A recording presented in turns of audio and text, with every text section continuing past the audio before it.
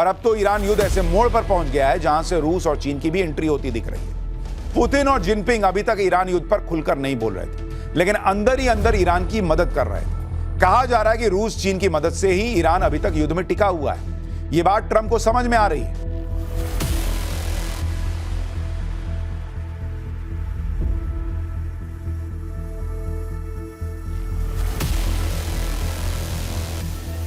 यानी ईरान युद्ध के खत्म होने की बात तो दूर, युद्ध अब नए लेवल पर जा रहा है और अब तो ईरान युद्ध ऐसे मोड़ पर पहुंच गया है जहां से रूस और चीन की भी एंट्री होती दिख रही है।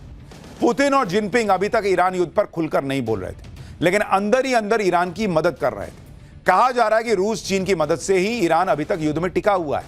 यह बात ट्रंप को समझ में आ रही है। ट्रंप ने तो पुतिन को फोन भी कर दिया। ट्रंप और पुतिन के बीच काफी देर बात हुई है। पुतिन ने ट्रंप से कहा है कि वो युद्ध में मध्यस्थता के लिए तैयार है। आप सोचिए कि ट्रंप किस तरह से बेचैन है कि वो पुतिन से बात करेंगे, अब तो ठीक भाई तू ही सुलझा दे। ईरान पर अमेरिका और इजराइल के हमलों के बाद से ही रूस ईरान की मदद कर रहा है। अब यह बात दुनिया के सामने आ गई है। ईरान के विदेश मंत्री ने भी स्वीकार किया है कि रूस ईरान की मदद कर रहा है।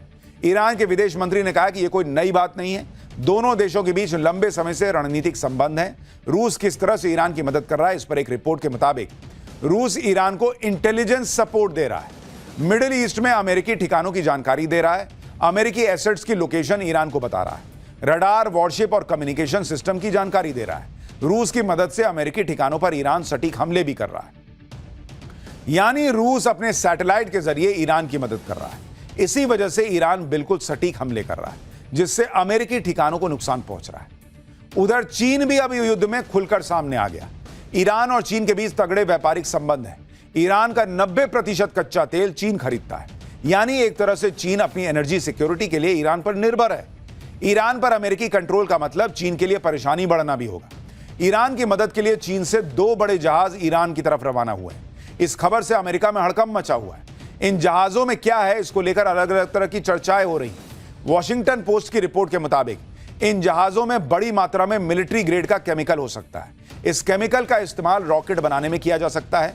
बैलिस्टिक मिसाइल में भी यह केमिकल इस्तेमाल होता है। जहाजों में चीन के हथियारों की खेप होने की बात भी कही जा रही है। चीन से निकले जहाजों पर अमेरिका और ईयू की नजर बनी हुई है। अब सवाल है कि क्या अमेरिका इन जहाजों पर हमला कर सकता है?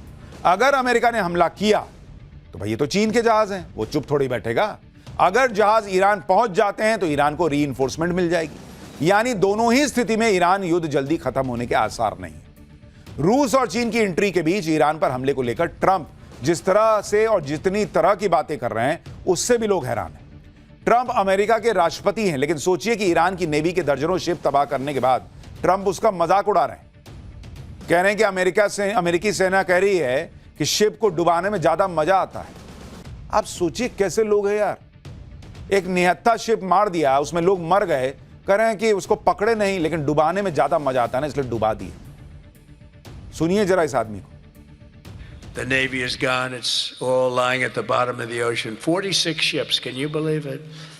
In fact, I got a little upset with our people. I said, what quality of ship? Excellent, sir. Top of the line. I said, why did we just capture the ship? We could have used it. Why did we sink them? They said, it's more fun to sink them. I said, that's a... सोचिए एक देश की navy के दर्जनों ship आप तबाह कर दें और फिर कहते हैं कि शिप डुबोने में मजा आता है। इतना ही नहीं, कल ही ट्रंप ने कहा कि 4 लोगों की सलाह के बाद ईरान पर हमले का फैसला हुआ था। इसमें पहले हैं ट्रंप के दामाद जेरेड कुशनर, दूसरे हैं ट्रंप के विशेष दूत और करीबी स्टीव विटकॉफ, तीसरे हैं रक्षा मंत्री पीट हेगसेथ और चौथे हैं विदेश मंत्री मार्को रूबियो। ट्रंप ने कहा कि इन सभी ने बताया कि ईरान हमला करने वाला है। ईरान को रोकने के लिए हमने पहले हमला करने का फैसला कर दिया। सोचिए एक देश पर ट्रंप ने इसलिए अटैक कर दिया क्योंकि उन्हें 4 लोगों ने सलाह दी थी। इन 4 लोगों में इनका एक दामाद भी था और एक दोस्त था। ऐसे तो इनका देश चल रहा है। ट्रंप की फजीहत इस मामले में भी हो रही है कि ईरान में बच्चियों के स्कूल पर युद्ध में मिसाइल गिराई गई। ईरान के खिलाफ युद्ध के पहले ही दिन यानी 28 फरवरी को एक गर्ल्स स्कूल में मिसाइल अटैक पर ट्रंप बुरी तरह घिर गए। इस हमले में 150 से ज्यादा स्कूली छात्राओं की मौत हुई थी। अब जबकि ईरान ने टॉमहॉक मिसाइल से हमले का वीडियो जारी कर दिया है और जांच में वीडियो सही साबित हो चुका है, साथ ये भी पुष्टि हो चुकी है कि इस हमले में अमेरिका की सबसे पावरफुल मानी जाने वाली टॉमहॉक मिसाइल का इस्तेमाल किया गया, तो ट्रंप से इस पर जवाब देते नहीं बन रहे, क्योंकि दुनिया भर के मानवाधिकार संगठन इसे इंटरनेशनल ह्यूमैनिटेरियन लॉ का गंभीर उल्लंघन बता रहे हैं। ईरान इसके लिए ट्रंप को वॉर क्रिमिनल बनाने की मांग कर रहा है। और जब टॉमहॉक मिसाइल से हमले पर ट्रंप से जवाब मांगा गया तो ट्रंप ने कह दिया कि अमेरिका ने कई देशों को टॉमहॉक मिसाइल बेची है, ईरान के पास भी टॉमहॉक मिसाइल हो सकती है। सुनिए कैसे इसको हम सरल भाषा में थेथराई करना कहते हैं।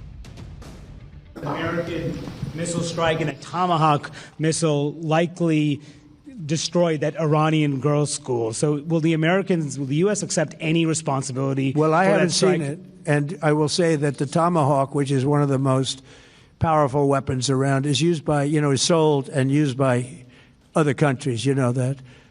And whether it's Iran, who also has some Tomahawks, I wish they had more, but whether it's Iran or somebody else, the fact that a Tomahawk is very generic, it's sold to other countries, but that's being investigated right now. America जैसा बेशरम देश आपको शायद ही मिलेगा, और Donald Trump बेशर्मी के चरम पर हैं बॉस। कह रहे हैं दूसरे देशों को भी टॉमहॉक बेचा है, ईरान के पास भी तो है। तो ईरान आप पे नहीं मार रहा है टॉमहॉक, अपने घर में मासूम बच्चियों पे मार दे रहा है। कैसे लोग हैं बॉस, बच्चे मार के उसके बाद भी जो है बेशर्मी से खड़े हैं, नजर मिला रहे हैं, कह रहे हैं दुनिया का भला कर रहे हैं। आप देखिए कि जो ट्रंप अब कह रहे हैं कि ईरान के पास भी टॉमहॉक मिसाइल हो सकती है, वही ट्रंप बच्चों के स्कूल में मिसाइल अटैक के बाद इसमें अमेरिका का हाथ होने से साफ इनकार करते रहे। कहा गया कि अमेरिका ने इस युद्ध में टॉमहॉक मिसाइल का इस्तेमाल ही नहीं किया, लेकिन ट्रंप के इन दावों को खुद उनकी सेना ने तब झूठा साबित कर दिया जब अमेरिकी वॉरशिप से ईरान पर दागी गई मिसाइल्स का वीडियो जारी किया गया। एक्सपर्ट्स ने बता दिया कि इस वॉरशिप से भी टॉमहॉक मिसाइल दागी गई है बॉस। अब अमेरिका का हाल देखिए, एक तरफ राष्ट्रपति ट्रंप दिखा रहे हैं कि युद्ध लगभग खत्म हो गया, ईरान की नेवी एयरफोर्स अब मैंने खत्म कर दिया है, मिसाइल भी कम बची है, ड्रोन हर जगह नाकाम हो रहे हैं, ये ट्रंप कह रहे हैं। वही ट्रंप प्रशासन के लोग ईरान को हराने के लिए नए सहयोगी तलाशने में जुट गए। ट्रंप के करीबी रिपब्लिकन सेनेटर लिंडसे ग्राहम को ही देख लीजिए, उन्होंने सऊदी अरब को युद्ध में शामिल होने की धमकी दे दी। लिंडसे ग्राहम कह रहे हैं कि सऊदी अरब ईरान के हमलों को रोकने के लिए अपनी सेना का इस्तेमाल नहीं कर रहा है। क्यों भाई, तुम तो दुनिया की नंबर 1 सेना हो, मारो ना, तुमको सऊदी की सेना क्यों चाहिए। कह रहा है कि जबकि रियाद में ईरान के लगातार हमलों की वजह से अमेरिका को अपना दूतावास खाली करना पड़ा है। ऐसे में लिंडसे ग्राहम ने सऊदी अरब को अमेरिका के साथ हुई डिफेंस डील की याद दिलाई और कहा कि अमेरिका आतंक को खत्म करने के लिए अरबों डॉलर खर्च कर रहा है, लेकिन सऊदी अरब सिर्फ बयानबाजी कर रहा है। यही नहीं, लिंडसे ने सऊदी अरब को युद्ध में सेना नहीं उतारने पर गंभीर परिणाम भुगतने की चेतावनी दी है। जीरो हमने इन्वेंट किया, हमने बताया दुनिया को, जहां योग है वहां रोग नहीं। सबसे पुरानी सभ्यता है हमारी। गुलामी से तो और देश भी लड़े भाई, पर आजादी के लिए अहिंसा का रास्ता बस हमारा था। अपने पसीने से जमीन सींचता किसान और घर में घुसकर मारने वाले जवान, बस इसी मिट्टी ने जने हैं। इसके हाथ ने जब थामा जज्बा तो इतिहास रचे, कदम बढ़ाए तो चांद का वो हिस्सा चूमा भाई जहां कोई कभी नहीं पहुंचा। आज पूरी दुनिया में शान से लहरा रहा है तिरंगा, और इसके पीछे है गर्व से भरी अनगिनत कहानियां जो लिखी जा चुकी हैं और लिखी जा रही हैं, जिन्हें मैं सुनाऊंगा राष्ट्रगर्व रोज शाम 6:25 पर।